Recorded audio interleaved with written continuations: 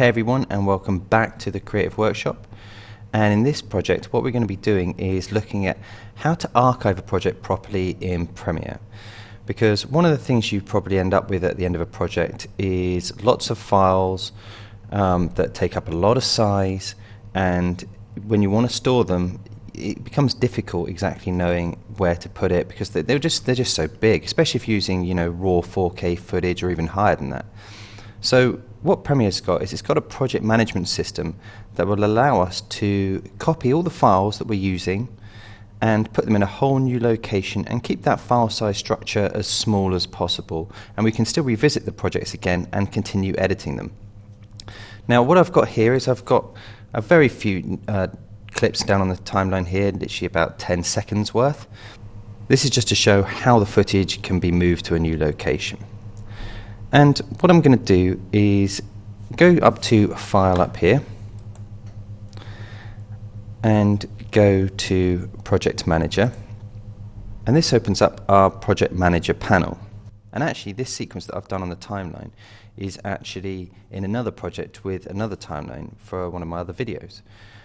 And I could actually select now to choose both sequences to be moved to the new location. And if you've got lots of sequences in one of your films, you may decide to choose all of them. But for the moment I'm just going to concentrate on the one sequence. Now here's the interesting bits down here, the resulting project. So from the resulting project you can collect files and copy to a new location, and that's probably the best setting for you if you want to archive a project. And you have some options over here on the side. So you can exclude unused clips. So that's the first way of saving some file size. For instance, if I've got lots of the same sort of clips from different angles that I haven't used, and I'm never going to use them again, I can just click this and it will just strip the project back to exactly what I used on my timeline. And that's really, really useful. However, if you've got a project that maybe your client might look at again in the future, or you might want to change some things around, untick that box. But for the moment, I always leave it ticked. Next, you can include the audio conform file. So when you've brought in audio, when it's been conformed to the project timeline, you can include those files so the audio won't need conforming again. It's such a small amount normally in the file size that I would always include that. Next, you've got include preview files. So obviously when you open up a project and you've maybe rendered the timeline and it's made some preview files, it's really useful to just be able to jump into that project and play the timeline with those preview files. However, they do take up file size. So if you are willing to store the project back and you don't mind not having the preview files, you could unclick that, and that will actually save you some considerable, in some big projects, space. I always still like to have my preview files. I think preview files are a useful thing to do if I want to jump into a project and just start editing it again. And finally, I recommend you leave this left on. Rename media files to match the clip names, and that's always a useful thing to keep. So it's just going to keep the original clip names. So that will be my main setting for if I'm going to archive a project. There is also down here another option to consolidate and transcode. This is actually really useful if you are starting a project and you have lots of different types of video footage and you want to drag it all into the same location and start working on it. And here you can choose, well, what sort of source you want to do. So if I wanted all my clips to come in and be transcoded, so made all the same sort of transcoded options as one of these settings, I just select it. So here, for instance, the sequence. So if I set my sequence to 25 frames per second, 1080p, my sequence will be transcoded. All the videos I import will be transcoded to the sequence settings.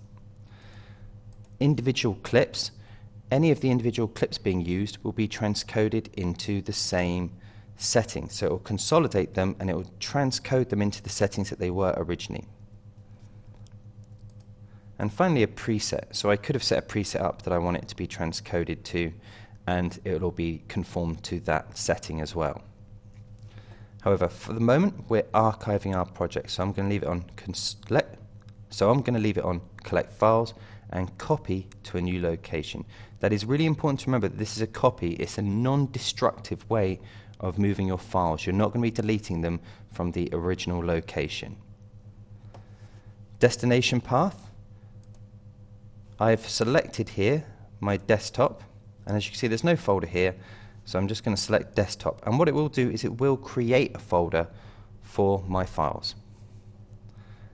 I can calculate the file size now, so I've got 289 gig left on my actual computer here. I can calculate it, and the original project size is 1.25 gigabyte. Resulting project to be 612.76 megabyte. That is because of my original sequence as well for this project here not being included. If I was to select that, it suddenly shoots up a bit more. So I'm not including that sequence.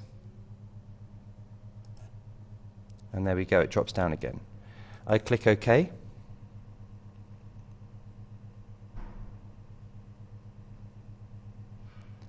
And there we go.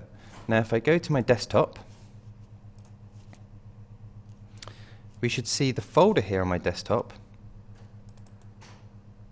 and there are all my files being collected into the same location. And actually, if I just close down this project now and open this up,